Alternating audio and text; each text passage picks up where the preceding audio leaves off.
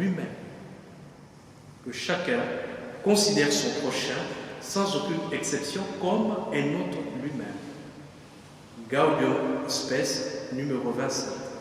Une manière de dire que l'autre gardera indéfiniment une dimension inaccessible et étrange avec ce qu'il a d'explicite et d'implicite dont il convient de prendre acte.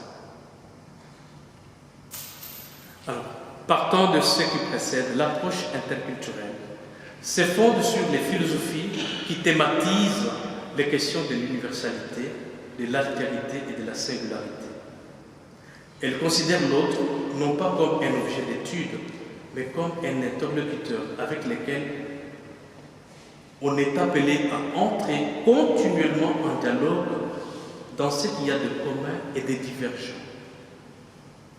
Le dialogue avec l'autre invite ainsi à renoncer à la logique de jugement a priori, des clichés figés et rend attentif aux questions du sens et du pourquoi. Et ici, je pense que c'est l'élément le plus important, puisque quand je parle de l'interculturalité, c'est la mise en présence, on définira cela, de cultures différentes. La question n'est pas c'est bien ou ce n'est pas bien. Ce n'est pas une question moralisatrice ou non, pas moralisatrice, pas du tout. Mais la question, c'est la question du sens et du pourquoi, de ce que j'entends et de ce que je vois. C'est la question du sens. Donc l'interculturalité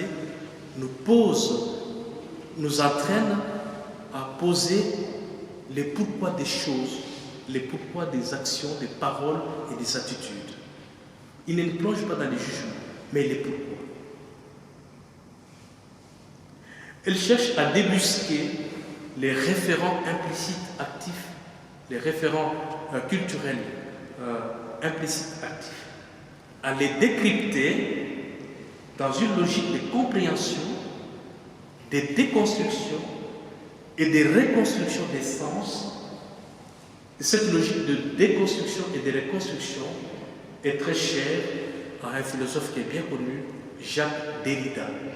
Il est connu pour les questions de déconstruction et de reconstruction des sens.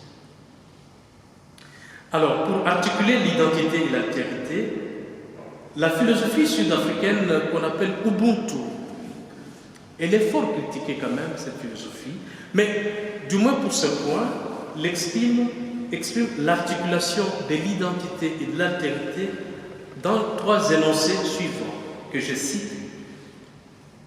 Je suis ce que je suis parce que vous êtes ce que vous êtes. C'est le premier énoncé. Je suis ce que je suis parce que vous êtes ce que vous êtes.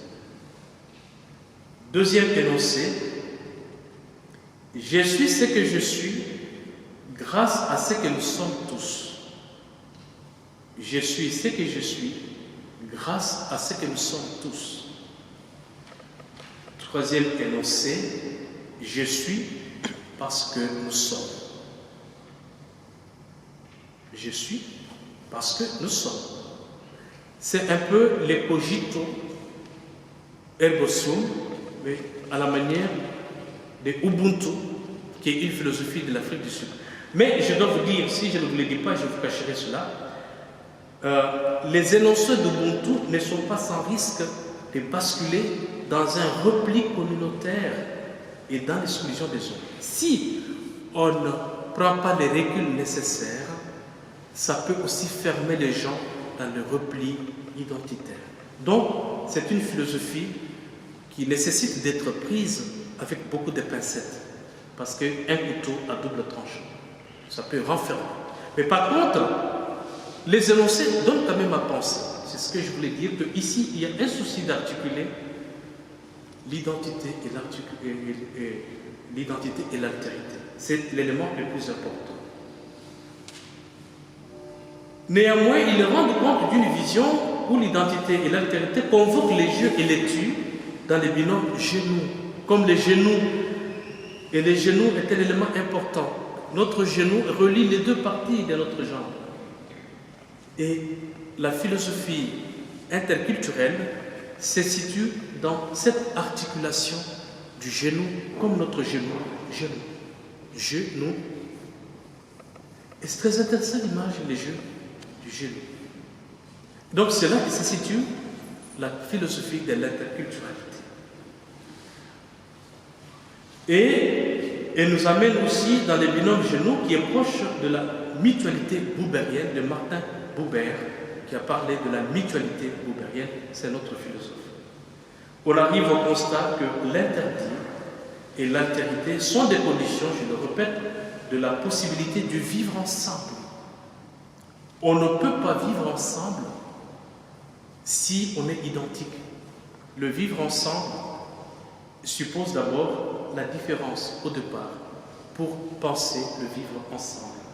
Au point que la négation de l'une ou de l'autre, c'est-à-dire la négation soit de l'identité ou de l'altérité, constituerait ce que j'appelle un homicide existentiel, à l'encontre de tout fondement social. Donc ça entraînerait ipso facto un homicide existentiel. Alors s'il est vrai que la culture confère globalement une certaine homogénéité, la rencontre des cultures produit divers phénomènes anthropologiques et culturels. Là, je parle de la rencontre des cultures. Et très rapidement, et à titre illustratif, la rencontre des peuples et des cultures fait produire des phénomènes complexes et divers qui sont connus d'ailleurs par les anthropologues et les sociologues. Ça produit par exemple, quand plusieurs cultures entrent en contact, il y a ce qu'on appelle l'acculturation. Acculturation. Une perte des éléments de sa culture. L'enculturation. L'introduction des éléments de notre culture dans ma culture. La déculturation. La perte de sa culture et des personnes perdues dans leur culture. L'inculturation, quand il s'agit par exemple de l'évangile qui doit éclairer, purifier les cultures. L'inculturation. On parle beaucoup plus sur ce point de la théologie de l'inculturation. Elle a été beaucoup plus développée dans l'Église primitive avec Paul. Parce que Paul, il est appelé l'apôtre de gentil.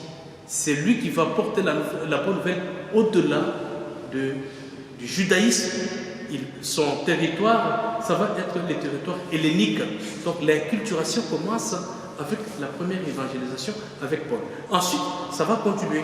Je crois que c'est le sud global, j'utilise une expression de la géopolitique d'aujourd'hui, le sud global, donc par rapport au nord, vous avez toute l'Amérique du Sud, vous avez l'Afrique, vous avez l'Asie, tout cela constitue aujourd'hui, dans le langage de la géopolitique, on parle du sud global et qui parle beaucoup de la théologie de l'incarnation.